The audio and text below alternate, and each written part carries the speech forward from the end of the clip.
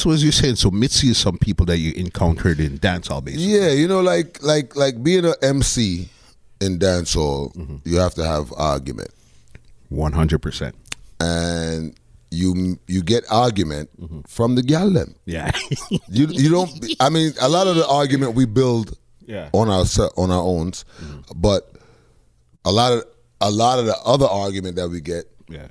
No girl can't come on your yard gate, come beat you up on them thing there. That come from the girls.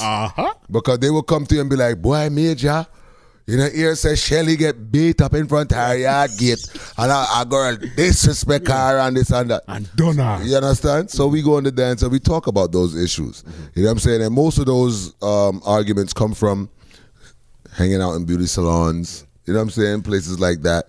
You know what I'm saying? And when you sit in a beauty salon, you come across a one teeth, a one butterer.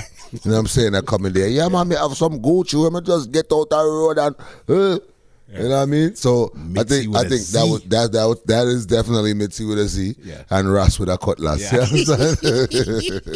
You You listen, you know who is the Ras is my personal favorite. I remember the Ras from Room Warming Days. Exactly. And also definitely, a skit that you did with Trey Bus called for Valentine's Day. Yes, when you brought the plantain and the aloe vera. Yes, you know what I mean? And those are original. You know what I mean? I think the Ras was your first character. Yes. Yeah. He is the first character that I've ever created. Yeah. Yeah. And then Grandpa James was after him. Okay. Yeah. I didn't realize that because my next favorite is Timothy. Yeah.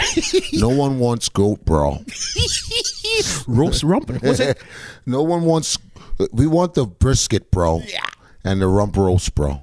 Tell her this is bullshit. It's bullshit, bro. Tell your mom you don't want any oxtail, bro. Listen. You still wash dishes, bro? You don't have a dishwasher, bro? Where did you get an inspiration for Timothy?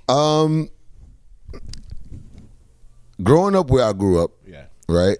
Of course, get a life and all them thing there. But mama wanted better for her children.